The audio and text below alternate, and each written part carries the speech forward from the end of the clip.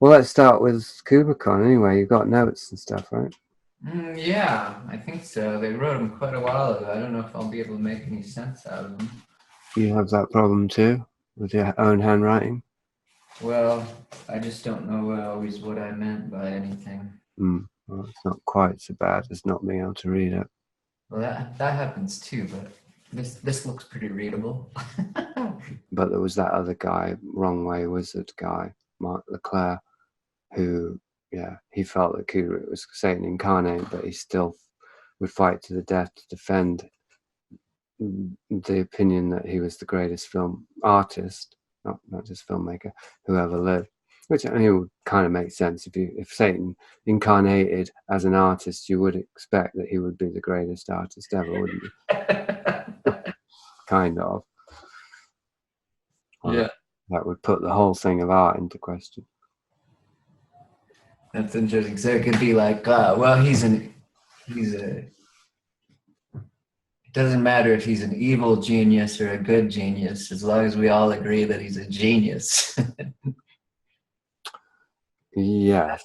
But that's more important than what is. Bad, yeah, that's right. Yeah. And genius, the idea of it transcends good and evil, I suppose, Right. for many people anyway. And it was the conundrum I was faced with Kubrickon. And I suppose there's a continuation of analysing Crowley and Strieber and these people, Castaneda, whose gifts I've admired, but in the end have had to, I've just lost my admiration for them because of seeing, the integrity of the individuals was so in question. So with Kubrick, maybe I've come all the way to that evil genius thing in that, well, I mean, I don't try and find any evidence that Kubrick was morally questionable or insane. It's not a sort of psychological deconstruction piece, is it? Well, I do have that chapter on all of his affiliations. Mm-hmm. But what I'm trying to get to is that with Kubrickon, if I want to prove my thesis, I have to prove that Kubrick was an even greater genius than people suspect. Right. And that's very irksome to me. Yeah, that bothers you. It's like Yeah. I painted myself into a corner, I wrote myself into a corner. But that meta narrative is, part of the entertainment value, That there is like a entertainment value that I think you illustrate literally with your doodles. Mm. The idea of this guy being so pissed off that everybody's taking Kubrick so seriously, and then when he takes him seriously, he takes him so seriously that it becomes this, maybe in some ways, grander conspiracy than anything in room 237. Yeah, much grander. A unified Kubrick conspiracy.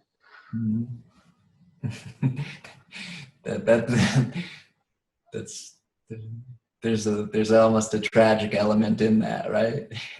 Yeah, right. That was how I ended up feeling I needed to finish the Kubrickon was by just making it personal about, you say, this personal almost tragedy of being a guy writing about Kubrick as a way to, debunk Kubrick and ending up doing the opposite. Right. And so the only way I can prevent that is by saying, yes, Kubrick was a genius, but he was an evil genius. Or that maybe he was beyond a great filmmaker, but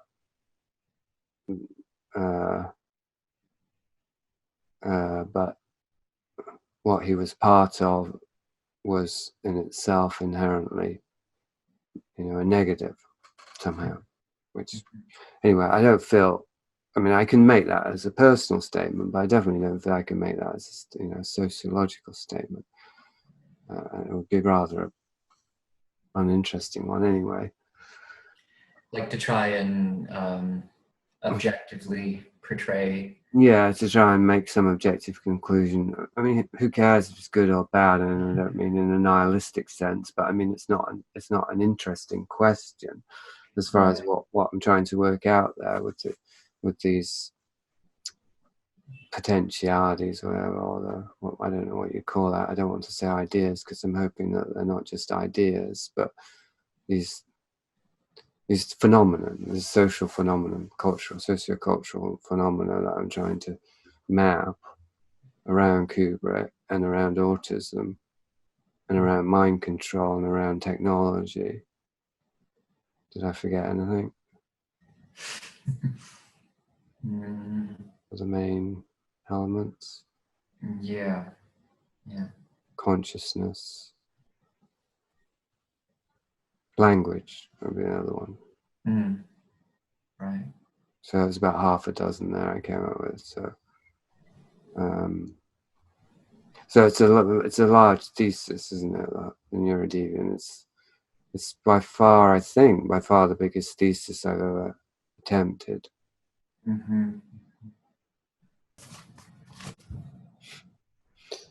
Final chapter, Big Mother, Mother Enmeshment, my wife, right? There she is.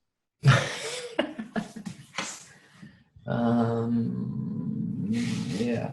Well, okay, so what I said before about it would be hard to argue against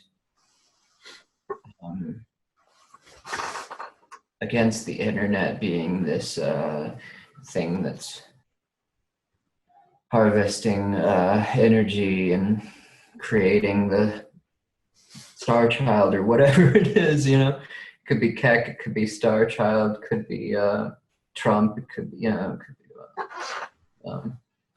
but that even I remember like 10 years ago, there were when it was revealed that Facebook was selling. This was like way before the Cambridge Analytica stuff. When it was revealed that like I can't remember exactly. The headline was something like that Facebook was, quote, the largest field study, psychological field study, and that they had done like little things like, when you post a emotionally negative post, does that affect your friends' emotions? And can you tell, this is all reading all that based on the data of their posting. And so all that was being monitored, from the get-go.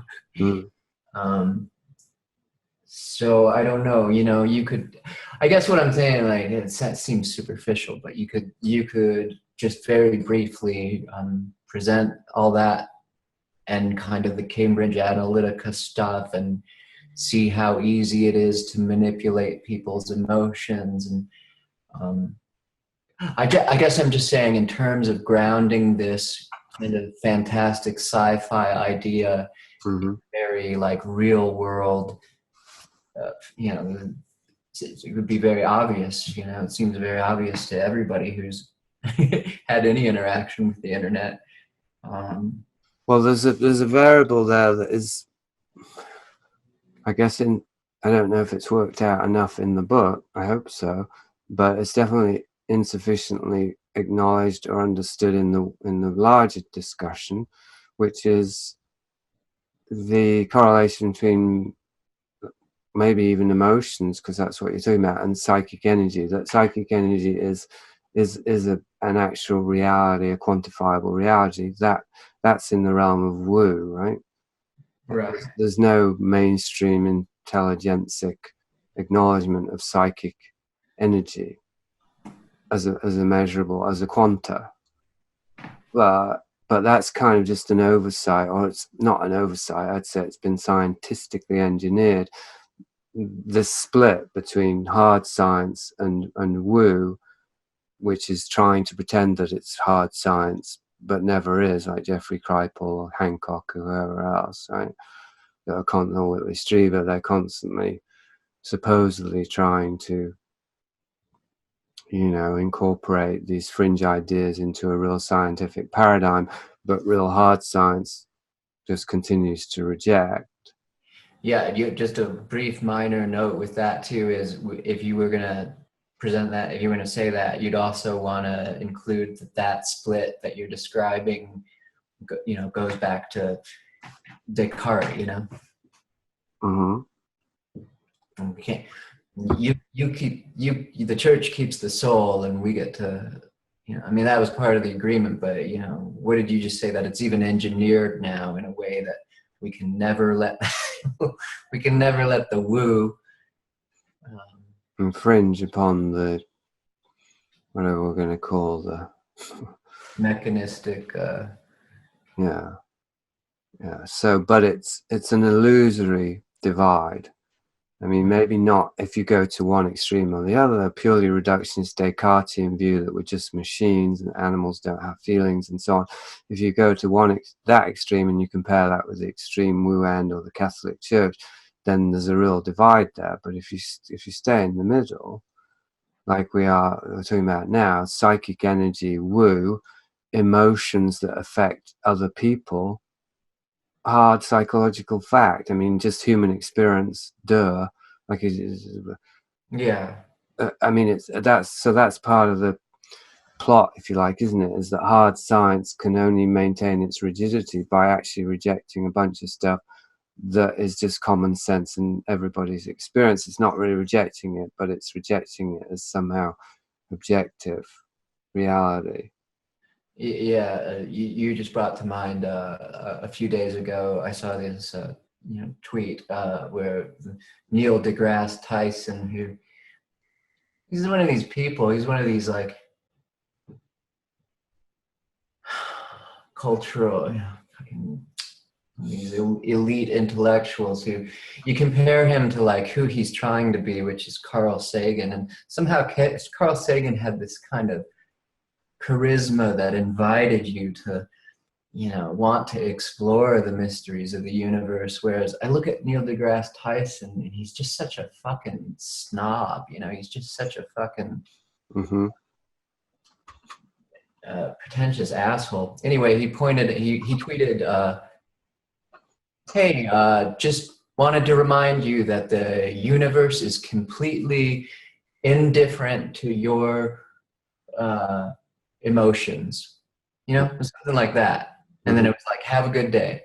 That's like what that's his contribution to the fucking world, Anyway, and then the the comedian Norm Macdonald tweeted back to him, there's a telling flaw in the logic of your little aphorism, Neil, because you and I are part of the universe. And we're not indifferent. So have a good day indeed.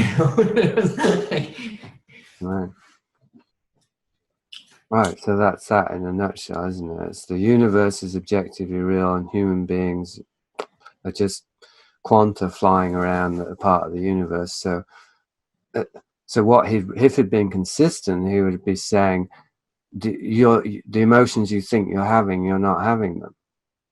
Because the universe is indifferent, so you are too. Right? You're just random, quanta flotsam floating around the universe, or temporarily configured into an organism that thinks it's having emotions or something. I mean, you'd have to take it all the way to be consistent.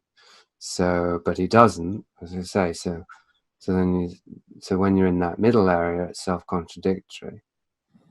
We know that emotions are quantifiable, like even in terms of chemicals in the body, and we know that they are interrelational, as in your emotions influence my emotions, and so on. Right. Like somebody in a marriage trying to deny that. I suppose that's back to the autism. The problem I had with my wife, isn't it, was that she wasn't giving me the right kind of emotional feedback. So I didn't know what to do with my emotions, and they just kind of went haywire. There you go. Yeah.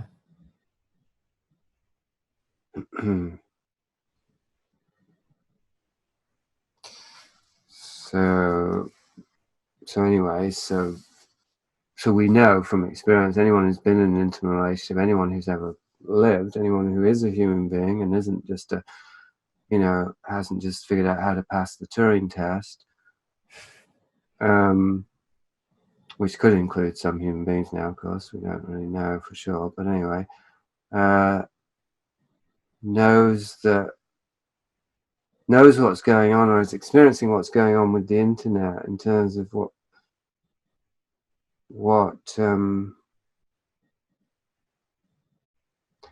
I guess what the hypothesis of the Kubrickon is,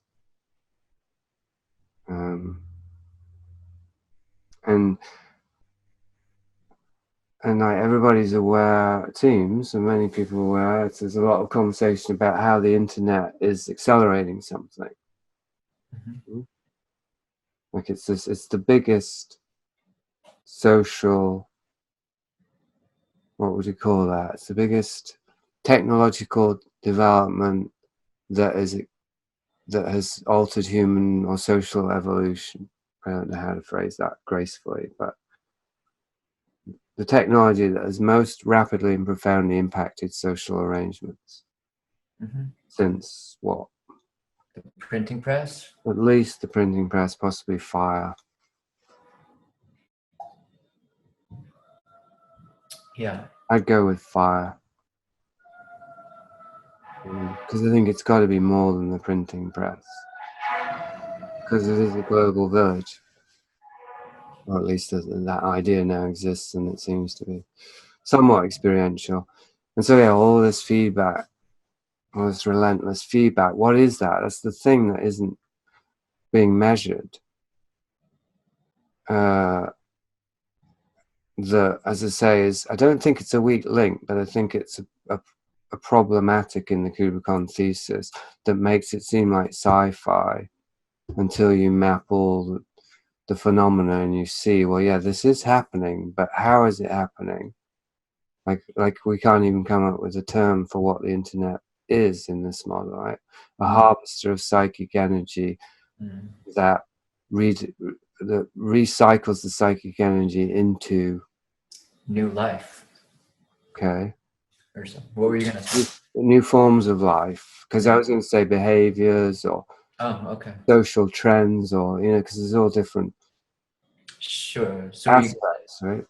Right, you get that feedback that's manipulating us as well as creating this other thing. You're right. Yeah. Well, yeah. It's the same, isn't it? I mean, like we can't see the other thing. The other thing is, what is it? It's either coming through by possessing human beings like Donald Trump, or even the 4chan who think they create Donald Trump, or Kubrick fans, or it's taking form in the software itself. Right. And by extension, the hardware. I mean, there would be forms of technology to cell phones and smartphones and iPads and Google Glasses, and all these things would be coming into physical form via the human beings that are creating them. So there's hardware as well. I suppose eventually it would be both, wouldn't it? Would have these. It would be maybe a two-way thing. Like human beings would be trying to crunch themselves into data to download into the hardware or the cloud, which is dependent on the hardware, while also serving as vehicles to create hardware that would become animate and sentient. Right. I just got this visual of like breathing into it and then it breathing back into you and breathing into it. Yeah, well, that's a good sort of meta image. I imagine, anyway. It seems as though like getting a visceral sense of what's happening, because intellectually it's overwhelming. I mean, well, my mind went, not surprisingly, was to movies. Like, oh, well, we're just talking about the thing that since Metropolis, humans have been making movies about. The Prometheus, the techno dystopia. Yeah. Somebody called it. They call it Robotopia, I think was one. Anyway, that thing, yeah, the machine world. Yeah. I mean, it's so archetypal. I think in Metropolis, I don't remember it that well, but I remember there's all this technology and there's a robot female, so there's Big Mother there, and there's all these slaves, you know, that are keeping the machine running. Right. So that's Matrix, Mm. forerunner of the Matrix model. So it must be something that was around psychologically before the first machine was invented or built. Mm-hmm. Mm-hmm. Yeah.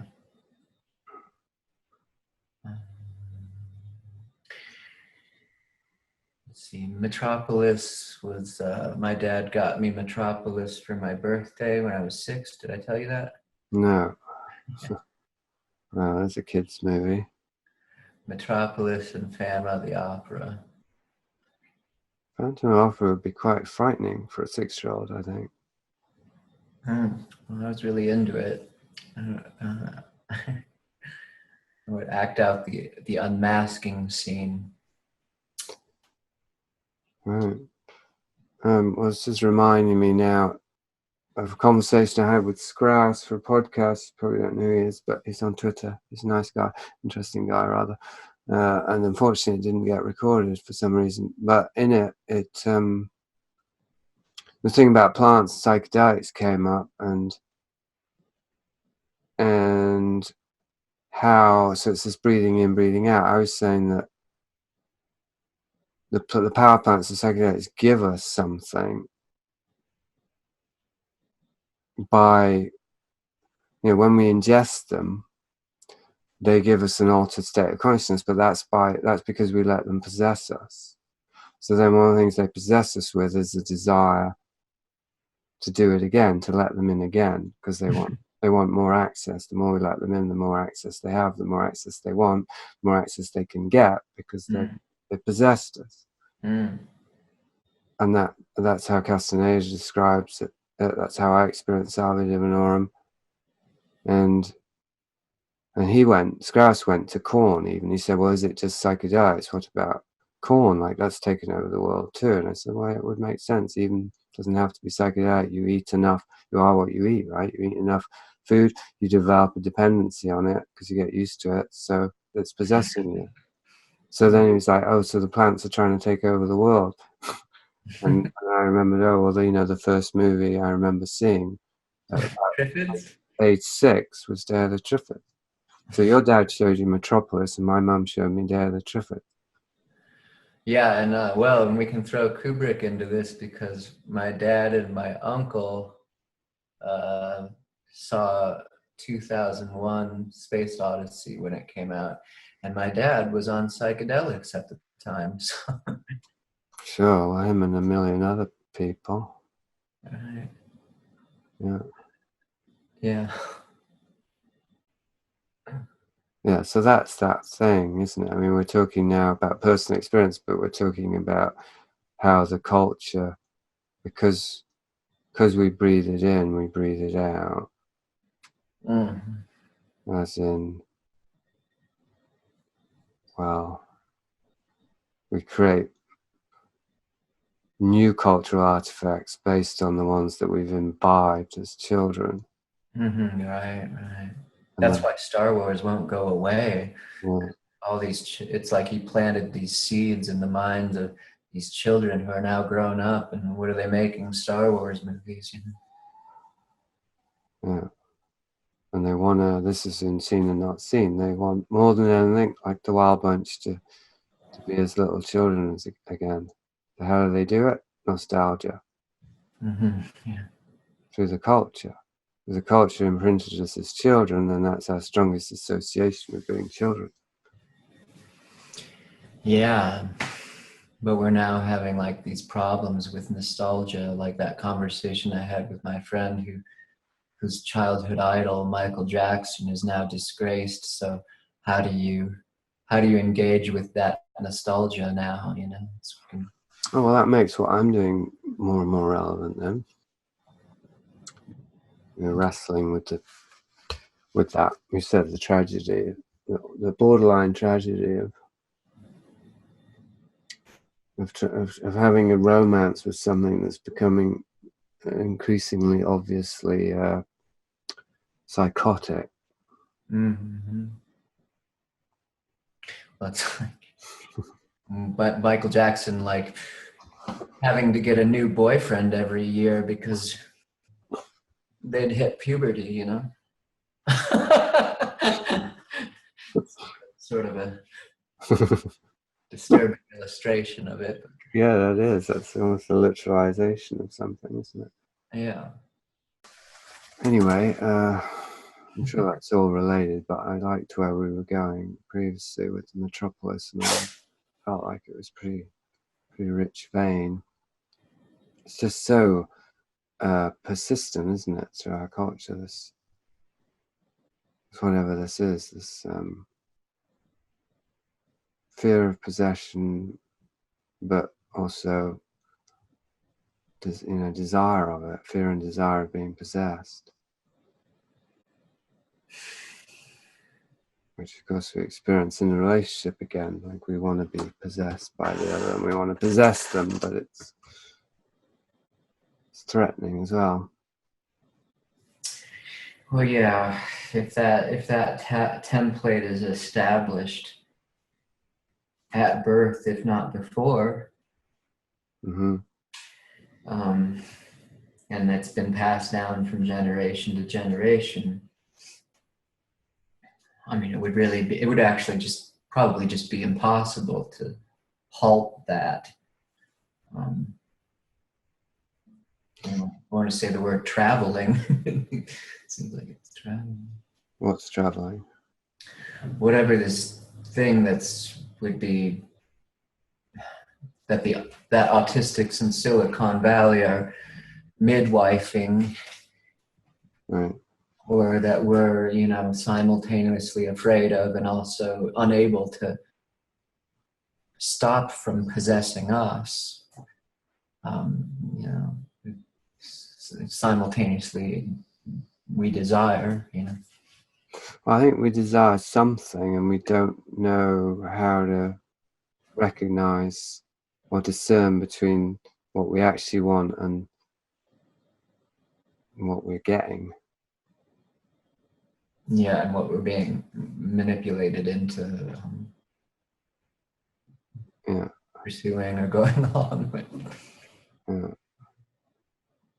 So you're talking about before birth. I'm sure we can bring this to the Star Child, that we literally possess our mother, almost literally. We physically possess and are possessed by our mother at birth, as in we're inside her. That's what possession is like. Something is inside someone else. And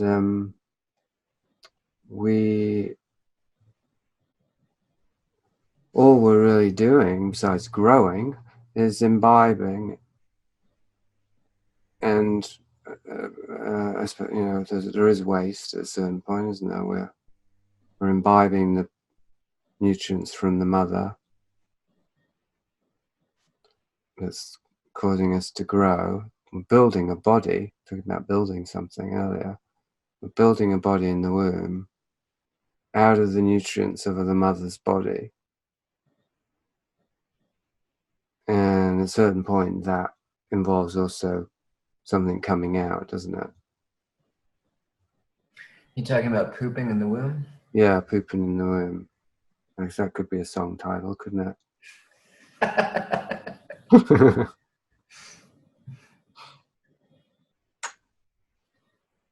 It's not actually poop, though, is it? No. So waste goes out through the umbilical cord, right? Yeah.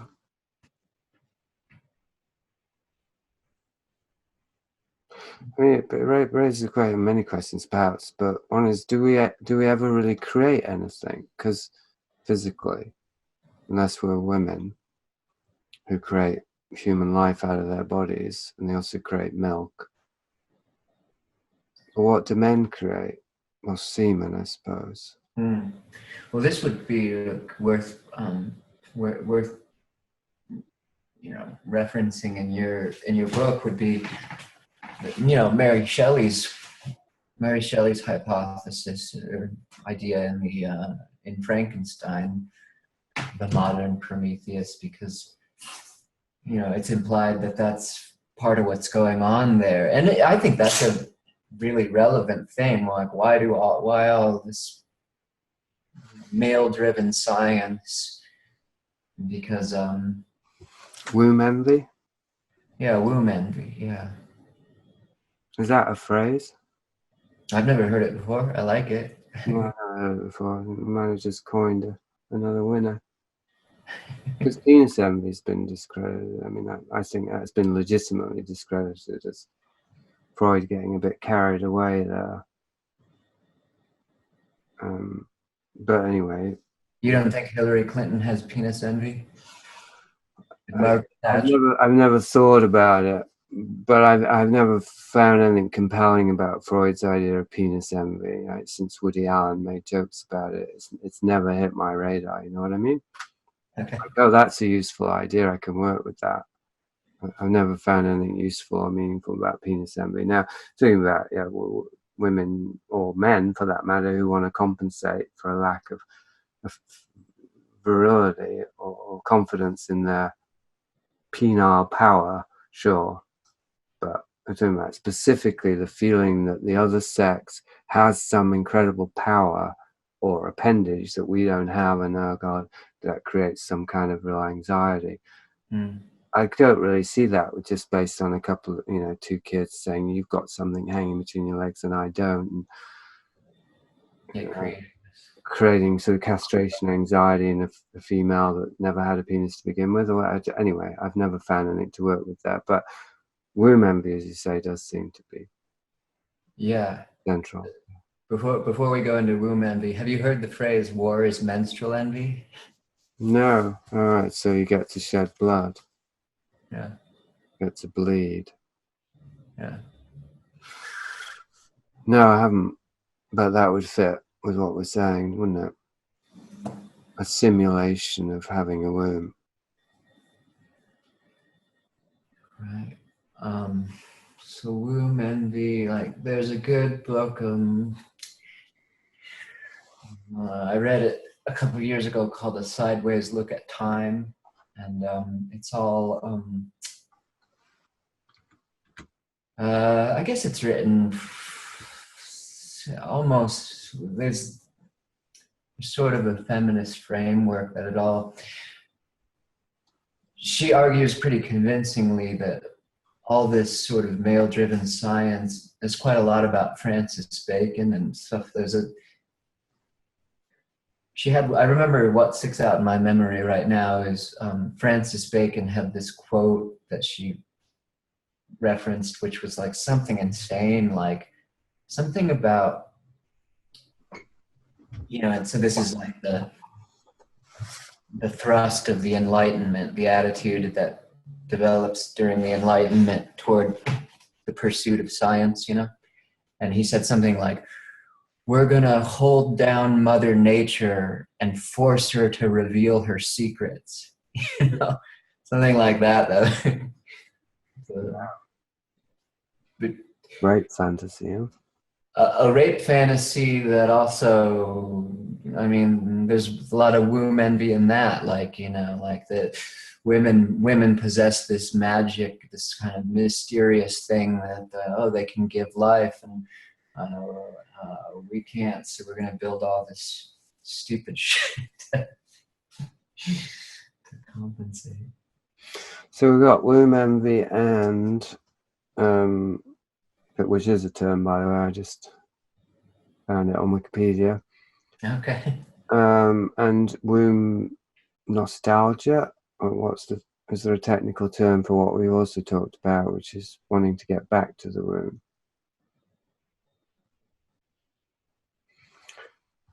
But anyway, they would obviously intersect, because the desire to have a womb and have creative power could feed in and out of the desire to get back to the womb and have peace and harmony and oneness with the mother. Right. Right. So, well, that is Big Mother, isn't it? That's what we're talking about. The desire to create through technology a replica of the mother's body so that we can disappear into it. That's the thesis, isn't it? Right. It would have been the last time that you would have felt at one with a woman. Well, a one with existence. I mean, it wouldn't be a woman to back then, would it? It would just be existence. In fact, it was actually a woman. Obviously, it's significant. Yeah, but you wouldn't have known that until after. Yeah, a long time after, even. There's something significant about that too, isn't there? Not knowing until after, and then Yeah, because there's nothing to compare it to. So, woman is existence. Right.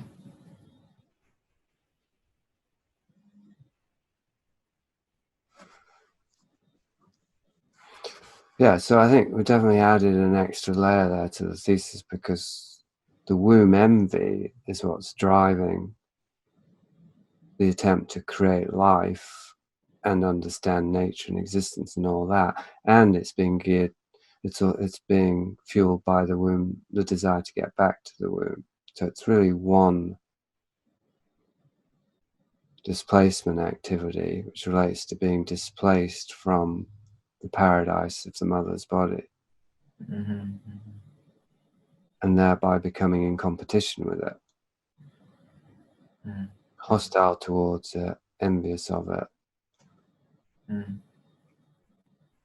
Zizek ought to be into this too, because he that's the other thing he did, and I don't know why it's not in Kubrickon actually. You know, his very significant thing. Maybe, in fact, maybe I've even got a whole written essay about it that I can use.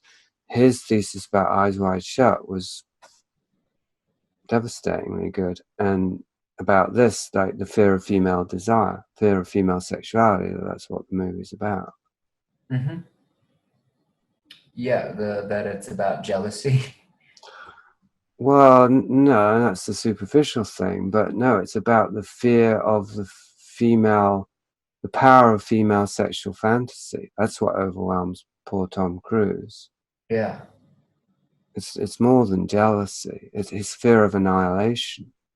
He can't, as a man, he fears that he can't possibly match her fantasies. Right. I mean, he can't. You don't feel like he could in the film, you know. No. Her overwhelmingly her fantasy is. So that would give a new meaning to the line at the end. Let's fuck.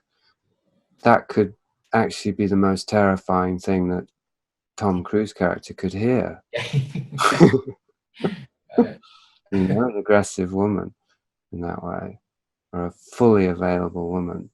Yeah, like, oh God, actually want to go back into my artificial world constructed out of my paranoia here than actually have to face, the challenge of Your desire. Yeah.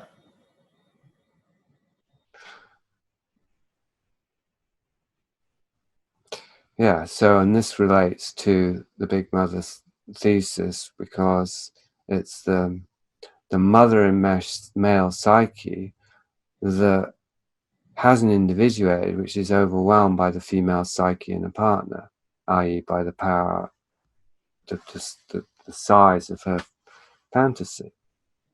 Mm.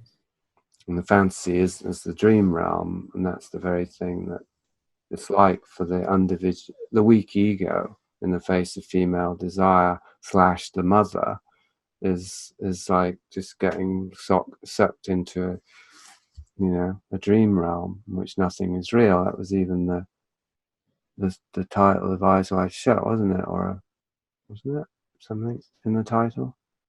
It was called a trauma novel, I know that, but Yeah, dream story. there's something about it being a dream story, like in the original work itself.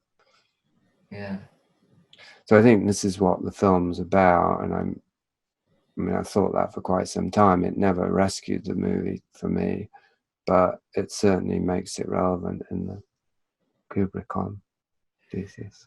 Yeah. What about this is a real soft thing because it's just occurring to me right now, but what about also in terms of competing with her fantasy or you know, living up to that intimidation?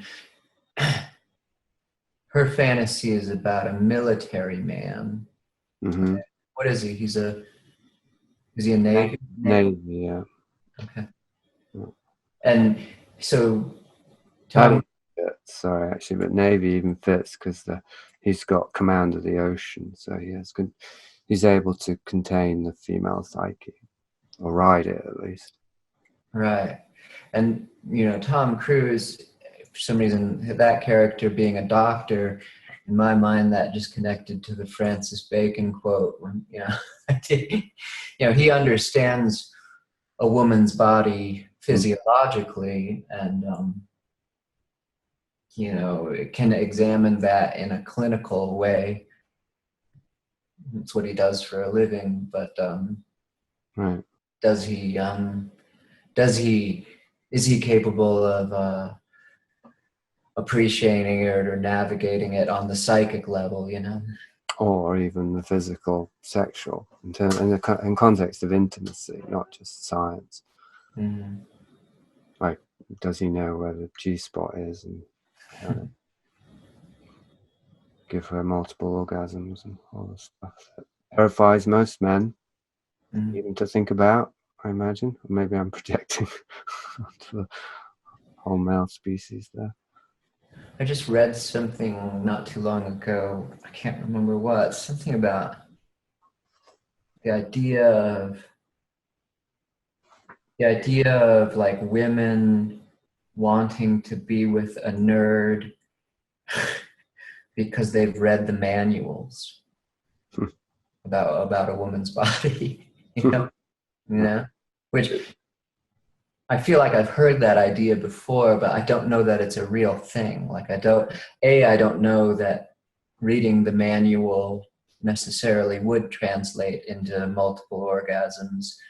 B, I don't know that women would be aware of that or would find that to be you know what I mean? That was probably incel created propaganda. Right.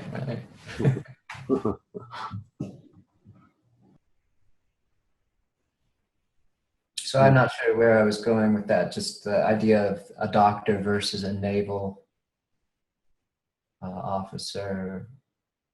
What the difference in terms of those archetypes would be. Oh, it's a warrior versus a scientist, isn't it, more or less? So yeah, more physical male versus a more cerebral one. Right.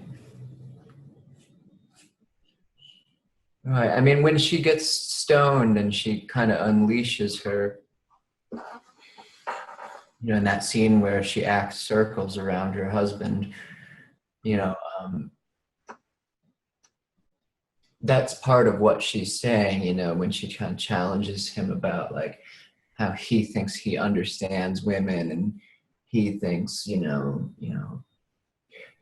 all millions of years of evolution and you think you've got it all figured out, but actually there's this hidden reality underneath the reality that you've got studied and you've got locked down in your Interesting paraphrasing there. Makes it sound like a good scene. Well, that's what always happens with you when we talk about Kubrick. Your actual experience of watching the film, you hate, but often when you end up talking about these things. Yeah, so that's right on point with the thesis. Then the Kubrick creates films that we take away and then recreate in our own psyches. Yeah. You said something about that there are things in Kubrick's films that may be deliberately planted to stick out, so that, yeah, I mean, you articulated it really well, where the mind wants to figure out why that it's unconsciously even just drawn to it. And I have a direct experience of that, which I think I described to you, which was Paul Anderson's film The Master. After I saw it, I was laying in bed all night thinking about the film in a very kind of subconscious way. And the one scene that I kept going back to was the scene where Joaquin Phoenix is in the movie theater and somebody brings him a telephone. And that right there would be a reason why that would stand out. Like, would that be a thing? Would anybody bring somebody a telephone? I mean, sometimes you see it in old movies where in a restaurant somebody gets brought a telephone, but that somebody would bring him a telephone, wake him up, and oh, it's Philip Seymour Hoffman, and he's telling him to come to England. And eventually, as I replayed the film over, or as I replayed that scene over and over in my mind, one edit reveals that it's a dream, and that's a huge consequence for a film that's about a guru who is, up until that point, a charlatan. But that scene implies that there is a very real psychic connection between those two characters, if he was able to communicate via a dream. But that's, he's a very Kubrick, he's in that Kubrick school, like you said, of filmmakers. And it just occurred to me that that's a lived example of what you're describing, where there's information in a film that causes you to replay it in your brain. So you figured out by replaying it over and over again that actually there was a clue in there that indicated that the scene was a dream. It wasn't obvious, and otherwise you wouldn't have figured it out. Is that more or less? Well, nobody I've talked to knows it's a dream. So. Okay, so they don't agree with you that it's a dream. So it's still in the realm of... Yeah. No, after they watch it again, they say, "Oh yeah, that's obviously a dream." But oh, okay. So you're confident that you did reach the right conclusion, but that most people don't. Yeah, and even later when he does talk to Philip Seymour Hoffman, he says, "In my dream." Oh, okay. So you've 100% confirmed it. Yeah. Oh, that's fascinating. Almost makes me want to rewatch that movie. Yeah, I mean, nobody catches it. I didn't catch it, but there was something so that scene was. It got you at a subconscious level. Yeah. You found yourself. Was it, how subconscious was it? Were you actually thinking about it after the movie or during the thing? Like, why? That's odd, bringing him a phone, and then you remembered it later. Why? What? Was it sufficient? Was it that conscious, or did it just pop back into your mind, and then you think that's weird? It popped back into my mind. I don't remember thinking anything while viewing it. Okay, so yeah, well, I'd say that's conclusive. Then you've got a conclusive example of what I have posited as a Kubrick method, not the Kubrick method, but one of Kubrick's methods that's central to the overall methodology, I think. The difference being that Anderson is using that technique with intention because it is confirmed in the film, whereas Kubrick, it would have been totally left up to. Well, not always. There's the Hal lying in 2001 about the chess. Yeah. So that was later confirmed. Hal actually did lie. Well, it wasn't maybe 100% confirmed, because it could. Some people could say it was an error, but it seems really, really unlikely. So you're saying that there's no way that Kubrick would have put a chess move that the lie was definitely there within Kubrick's intention of being discovered, and well, not necessarily being discovered, but that he wanted to put a clue in there that Hal is leaving the reservation. It makes sense as a clue, right? It's coherent as a deliberate clue. Okay. Yeah. That doesn't prove it was, and it wasn't a mistake, so it's not as conclusive as your thing. Mm. But still, I think that it is evidence that Kubrick also did it in such a way that he knew people would see it, find it, and it would be consistent with the storyline, and it wouldn't reveal the thing we're talking about. Just as this thing, Anderson, that doesn't reveal that he's trying to make a film in such a way that it will obsess you later on. It just reveals that he's planting clues, which is separate. Maybe it isn't separate, but in most people's understanding, the two things one thing doesn't lead to another. Right? If there's an anomaly in the film that's a clue to something, you will subconsciously remember it and start replaying the movie in your mind. Right? That's all kind of separate. People generally don't think about that. And what I was thinking about was Eyes Wide Shut, and the example I gave, because I felt you didn't quite get it, although you went somewhere equally interesting, I'm talking about aesthetic anomalies. Right? They're not factual anomalies. It's not like who brings the telephone. It's like who acts like this when they smoke pot. Like, did Kubrick never watch somebody stoned? Did Nicole Kidman never smoke pot? Did she not?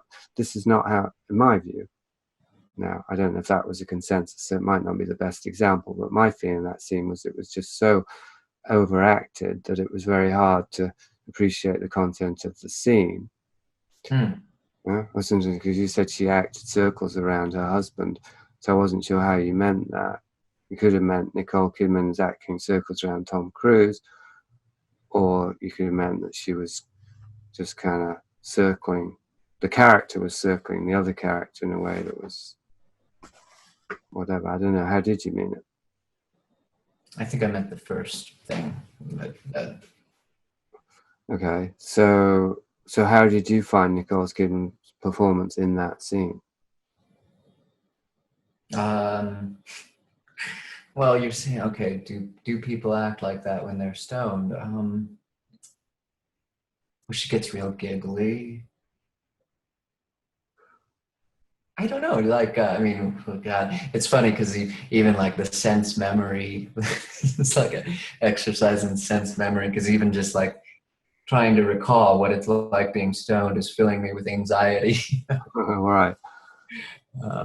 But don't you remember how you first reacted when you watched the movie? That scene didn't stick out. It only stuck out in terms of I knew immediately after watching the film the first time that was the inciting incident, that was the thing that drove the story out forever.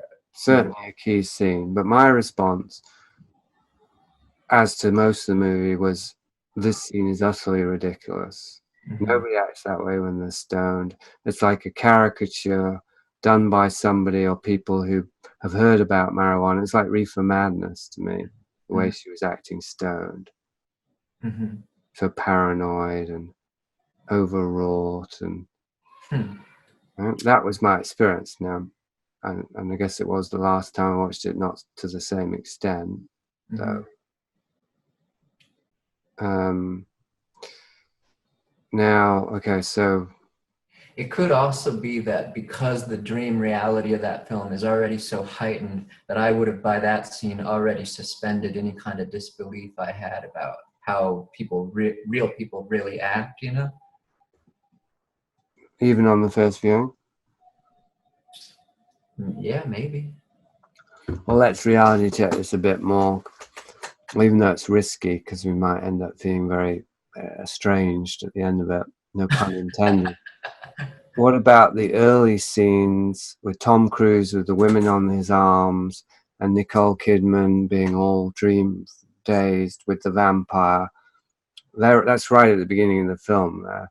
Do you remember your responses to those scenes? Like what aesthetically? Well, like at that point, yeah, that's weird. It's weird as fuck. I mean, the whole movie, everybody's behavior is weird as fuck. Yeah, but was there a point, like I say, first scene and the first time you've seen it, where you're thinking, what the fuck is going on here? This is some of the worst acting I've ever seen. or something to that effect. I wouldn't have put it in worst acting. I would have said this is some of the more stylized acting. In the same way, like if you watch, we'll use somebody that I hate, like Wes Anderson. Like, well, nobody really acts like that. Nobody really talks like kind of cartoon characters, you know. Like, but that's the aesthetic of the film, and that's the style. So you either surrender to the, you know, that style. Cartoon-like with Wes Anderson. I don't have a problem with Wes Anderson, and I guess I felt with Wes Anderson, maybe I didn't even really notice what you're talking about, but if I did, and it's just like, oh, it's that kind of film. It's a quirky Yeah, comedy yeah. with eccentric avatars for the director's sensibility kind of movie, right? Like a Woody Allen movie. Yeah, and you would have been used to that anyway because you could have compared that to previous comedies that you've seen. Eyes Wide Shut, it's difficult. There's no pre-existing like genre where people, No, but there's pre-existing Kubrick movies which also have yeah, very stylized overacting in sure, Shining, right? right. And So I will say that with The Shining, that always bothered me about The Shining, just like you. Like I just thought Jack Nicholson's performance was so over the top that, you know, it was the least scary thing about the film, that I could never take him seriously, you know. sure. Now I finally got over the Shining hurdle. Yeah. I don't know if I'll ever get over the Eyes Wide Shut thing. But okay, so we've more or less established that there's an area of agreement there, but you, for whatever reason, were more willing to see it as deliberately stylized acting rather than just unintentionally bad acting. Right. As in Kubrick was over directing, and Kubrick had lost all sense of how people spoke, and that was my interpretation early on, that he just spent too much time alone and he just had become clueless about human speech patterns, and that he'd over directed his actors, and then he'd used the worst takes and so on. That was initially what I thought was going on. Mm-hmm. Well, it's like when Jack Nicholson was saying that he, you know, he was in that interview in the Shining documentary where he says Kubrick one day said to him, "Yeah, that's more real, but is it more interesting?" You know, so somehow Kubrick. I mean, what you're saying doesn't necessarily have to be untrue because he may have gotten so estranged from reality that what he thinks is more interesting. In other words, like we already know he has this preference for more interesting is better than Real. more real. Yeah. That he could have gotten to a place where, you know, these kind of performances would have been more interesting to him than real good acting, you know? Yeah, or trying to represent something real. Yeah, that's a good point. It itself would be evidence of dissociation, or could be. It also could be evidence of a very cunning chess player who's trying to manipulate his audience, and this is where I'm trying to get to right now, but also where I was willing to go with Eyes Wide Shut in the end without saying, oh, he's trying to show that they're all mind controlled, which I think, you know, has some merit, but I think it's again too literal. But what I was thinking about today for sort of the first time was this thing of if you see a scene or a film that's full of anomalies, like you say, the mind keeps going back to it. But I was saying, what I'd said initially was that Kubrick made a movie, Eyes Wide Shut, particularly that one, I think, but others too, that was so unsatisfying that we would recreate, but so interesting that we would recreate it in our own psyches as a way to try and make it work. So that's the same as what you're talking about with the telephone, but less specific and more general. I'm talking about, and also less to do with detailed facts than to do with an aesthetic thing. Like the movie's got this very interesting scene potentially with the Nicole Kidman and the dope, and it's a key scene, as you say, it's a thesis scene, and there's all this interesting material in there, but the dialogue is poorly written, in my view. It's overacted, it's badly staged, even the lighting, like everything about the scene, let's just say, is somehow off. So we're kind of experiencing it on two levels. One it might not be it might not even be intellectual versus visceral, but we could say thematically or whatever the levels are. One level we're like intrigued, something's going on here that's meaningful to me personally, and another level we may be repulsed by it, like it doesn't feel right, can't tell why, and so of course there's a desire, even if we're not artists or filmmakers, there's going to be a desire to reshoot it, like Kubrick himself did. Another take. We need another take of this. That film, that scene had great potential. It was squandered. It was wasted. I want to remake it. Right. So then we go away, and this is all unconscious. We go away and we remake the movie in our heads. Yeah. To get it right. Before we know it, the film has taken up permanent residence in our brains. Is that where you were going? Yeah. Like you couldn't sleep. You just kept going over it and over it. You found the resolution, but what if there isn't a resolution? Well, yeah, that's what I'm saying. Like, yeah, the Kubrick often is in a resolution. I mean, I hesitant to go in this direction because we'll be back at the Ziegler test. But for me, the most anomalous thing in Eyes Wide Shut is that billiard scene. Yeah. For you, like even pointing out the anomaly of the red billiard table. But, you know, for me, like the scene it just sticks out so much that that's the one that my brain always goes back to. I know it goes back to it. I can feel it's not even subconscious. It's just like, and in terms of what you're saying about leaving you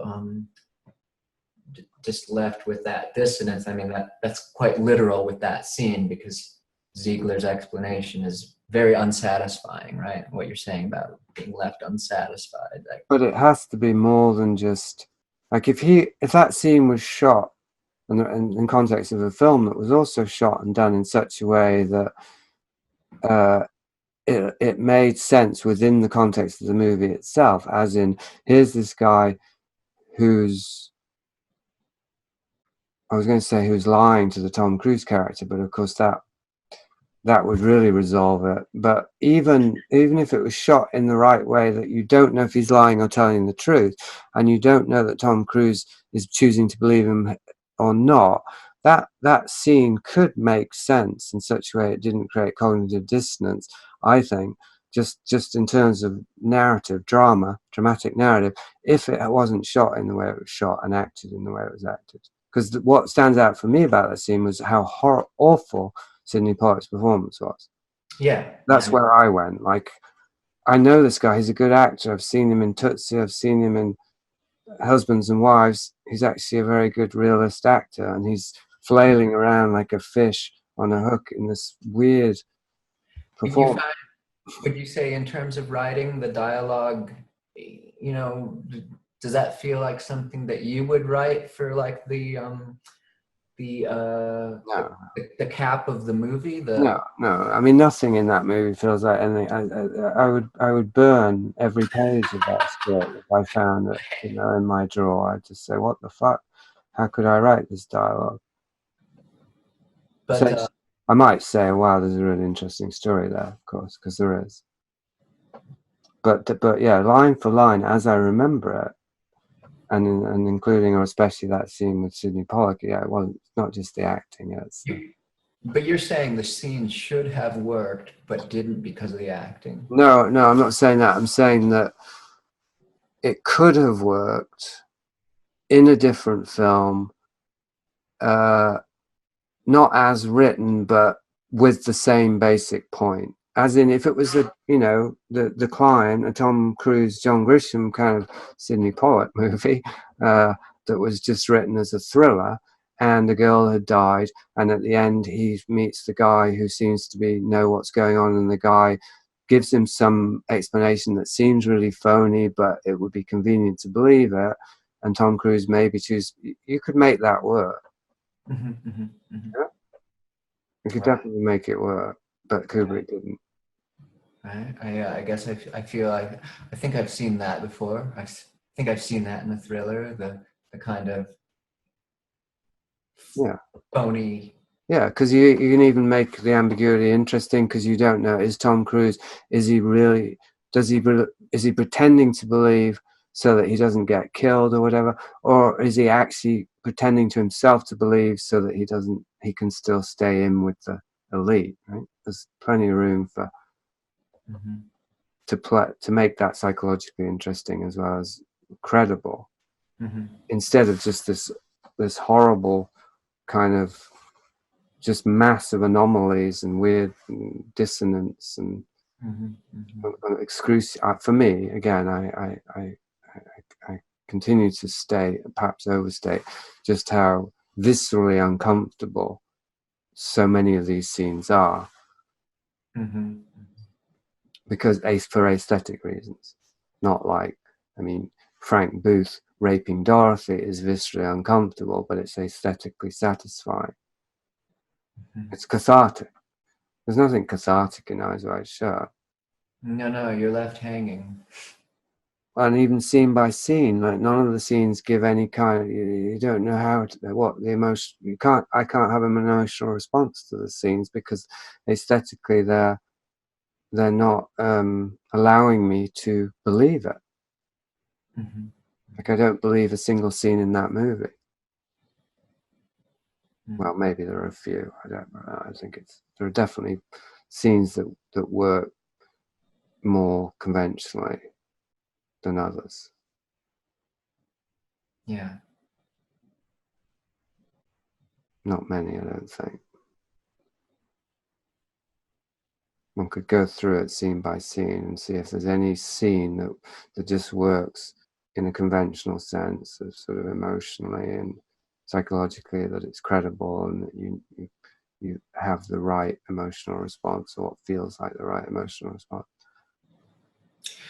So, I guess to zoom out just one stage, would you say that, I mean, you pointed to the dope scene as like something anomalous that your subconscious would be drawn to. Would you say that the billiard scene, did you see that I sent you the Yeah, writer said, yeah. yeah. So that helped confirm something for you, I suppose. Yeah, that there's something going on there. Yes. Although what's his name, Raphael, he didn't elaborate on, he just made a point of saying that that scene was significant to him and that Kubrick uh, was reluctant about that scene. Isn't that what he said? I don't remember. I just remember it being, the feeling was it was added at a late stage. Yeah, I think it was, and that Kubrick didn't particularly like it. No. Which comes across to me that there's some. That's, I think, maybe, God, that's going to piss you off, but for me, it's almost like all the other anomalous stuff to me feels intentional, and that scene, it really feels like he's wrestling to make that scene work. Whereas you think all the scenes are full Not all of them, but the opening scenes. I mean, I'm not. Of course, I am arguing that it's all intentional now, but it right. doesn't mean that he didn't do it badly as well, does it? He might, as you said, he might have intentionally wanted the acting to be a bit surreal, but he might have calibrated it wrong because he's so out of touch with. It seems hard to believe, though, because he wouldn't have been out of touch with other movies. He was still watching movies. Mm-hmm. He even said that The Godfather was the greatest movie ever made. So, He said that about Eraserhead too. okay, so well, then that would skewer my argument a bit.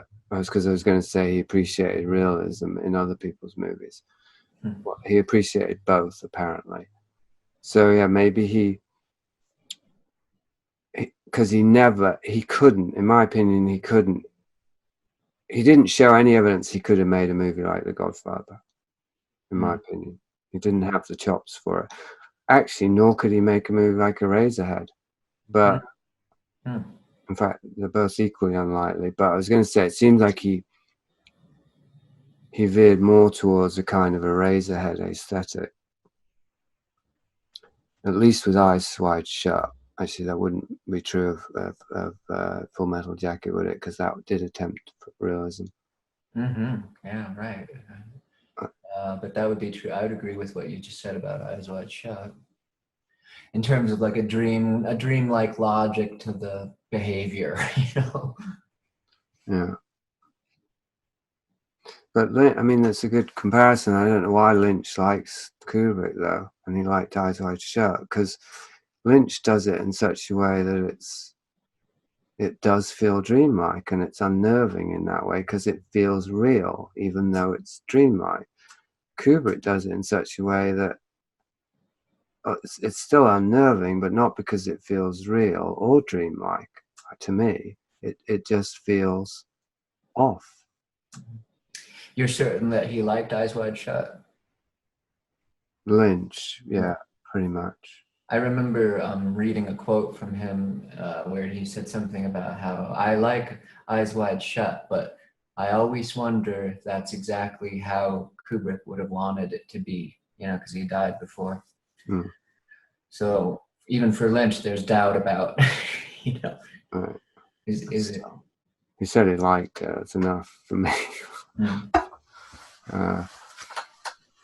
So, yeah. I mean, yeah.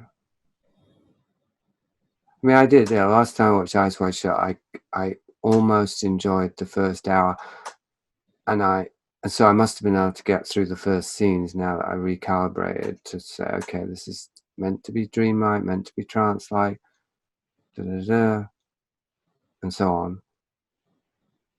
And yeah, so my impression of the first hour, how it was working for me, was a bit like After Hours, that kind of vibe.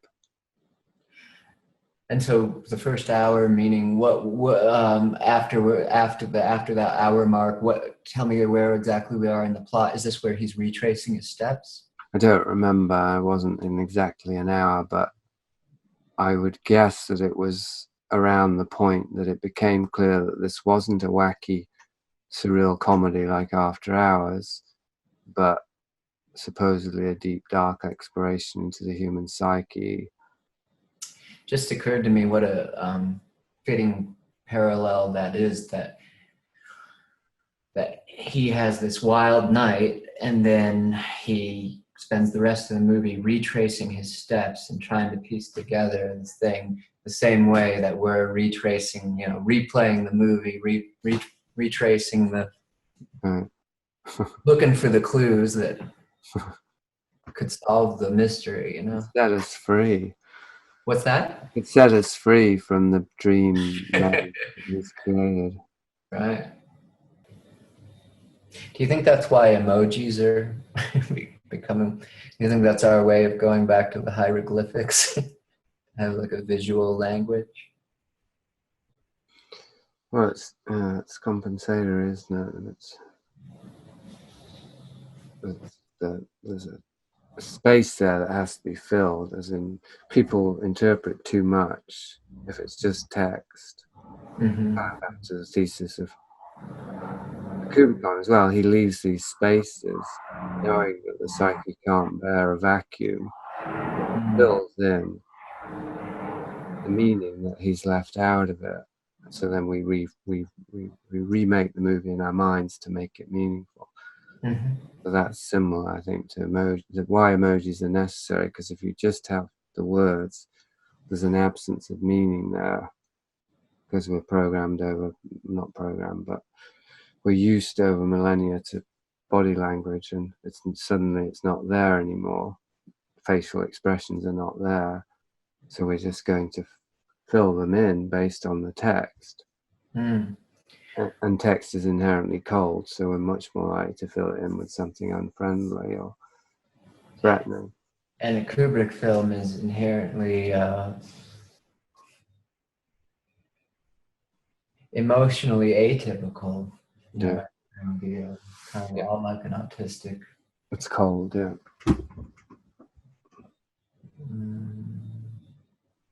So you would want to fill that in with,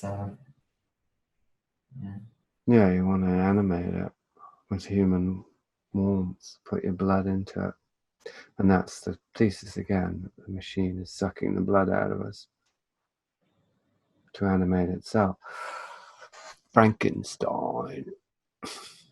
I wrote at the end of this chapter, the chapter called The AI Breakthrough. I wrote, after you, so this is, in this, it is this from this tension from text-based cognition and image-based perception. So exactly what you just said. We're on the same part between the book and the film. That's split. I wrote, the films are the empty vessel to be filmed by the subjective lives of the human beholder, analogous to the AI, to develop a subjective perspective. Oh, well, that's interesting too. So a film only becomes meaningful because we can relate to it. That's the whole Hollywood thing. You've got to be able to relate, sympathize with the character, sympathetic magic. So because when we sympathize, we identify with, we become one with. So that's how we make the movie meaningful, and that's again trained into us. Like we're using the film to try out different experiences, like a virtual experience to put ourselves into. But once again, that's the culture is getting us to breathe it in and then breathe out into it. So the movie lures us into it so that we'll have the experience of the movie, but we're actually animating the movie in such a way that we give it part of our essence. Right. Which is the Aboriginal thing about photographs. Right. It's all very occult. Yeah, what's going on? It's I don't know if this will ever convince me to stop watching movies. Right. Right. More than anything, it was just like sort of evidence that I'm getting old. Like, you know, when you're like, oh man, the world is really changing. If we're at this level where this is the kind of movie that's getting made, and you know.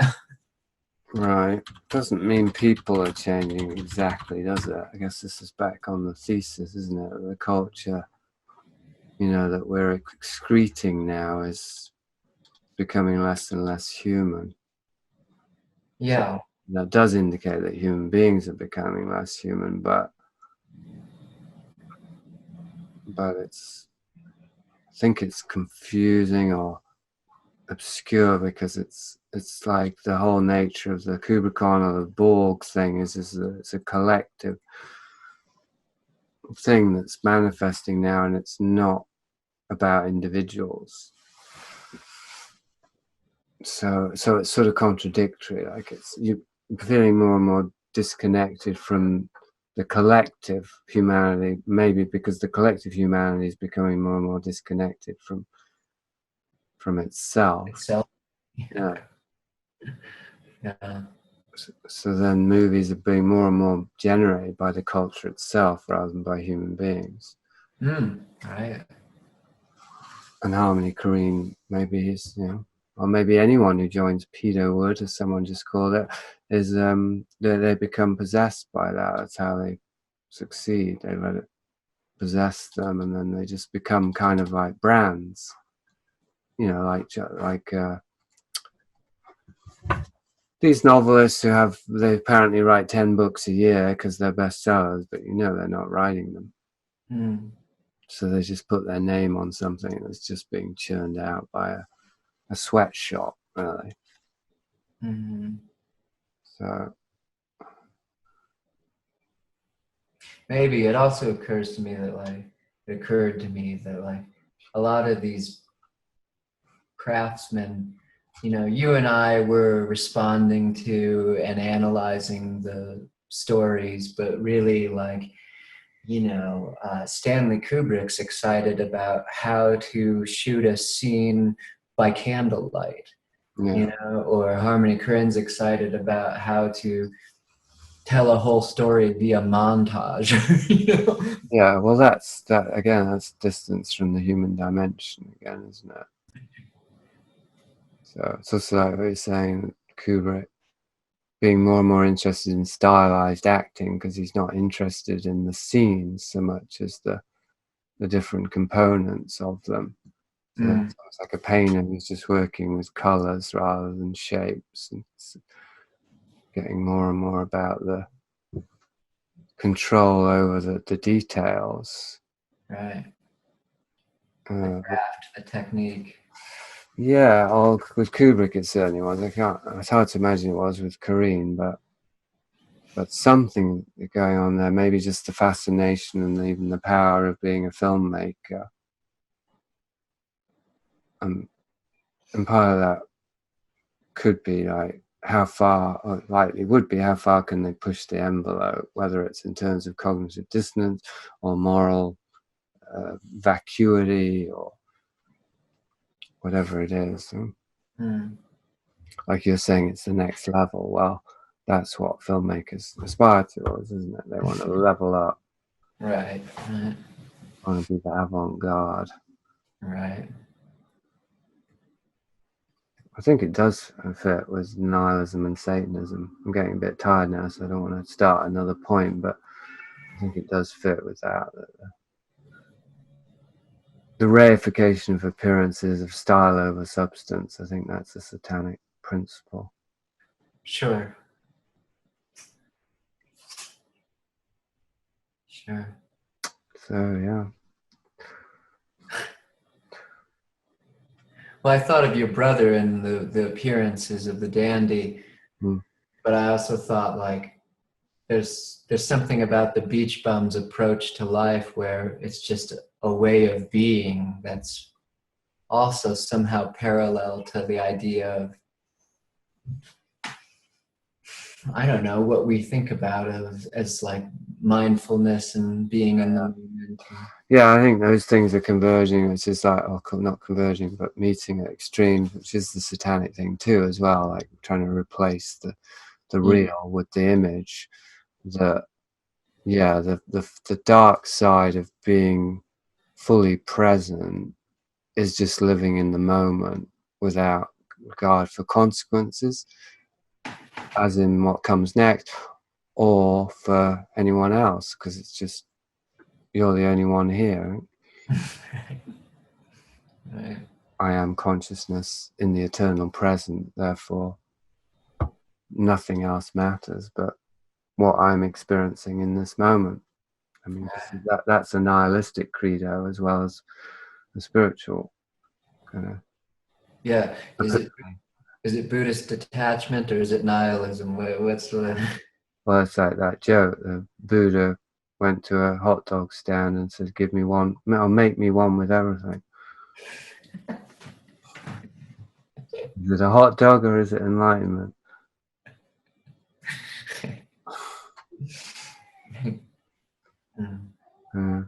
Well, that's relatively benign, however, the hot dog as compared to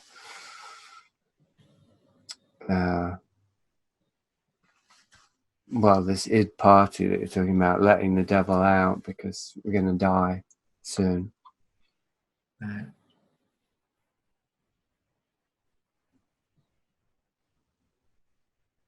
Yeah, well, fortunately, we are getting old, and I mean mature.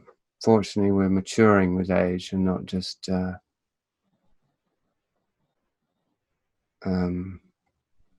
becoming more and more desperate to tick off our bucket list. Right. Right. I mean, that's how I feel anyway.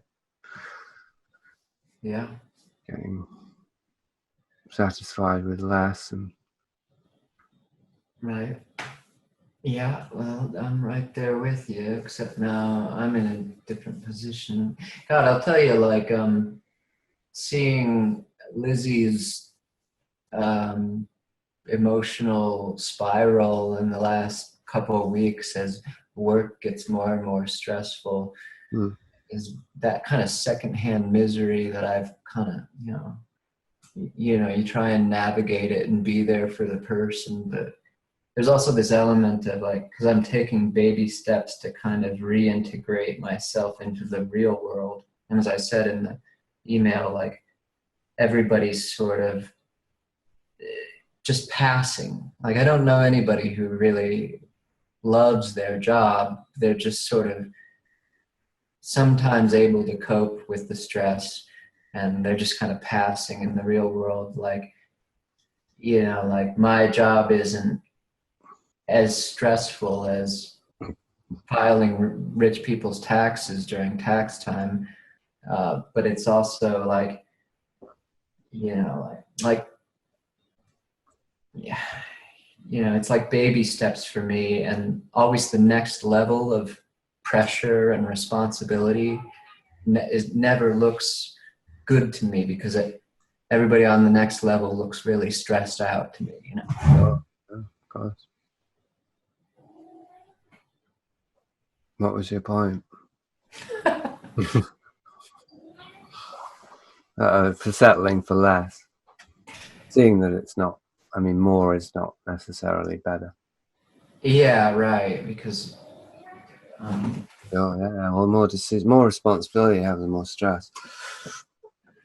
I mean, yeah, certain kind, anyway.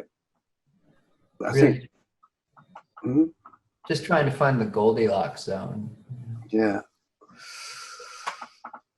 Yeah, well, I mean, I was going to say, I mean, there's a lot of responsibility. There's different kinds, and there's the good kinds and bad kinds, and there's a lot of responsibility just being in a relationship. Well, you and a stranger, I mean, how much responsibility is that in terms of, well, you know what I mean, like being present for the ones that we love is a huge responsibility, but it doesn't have to be stressful. Mm. Yeah.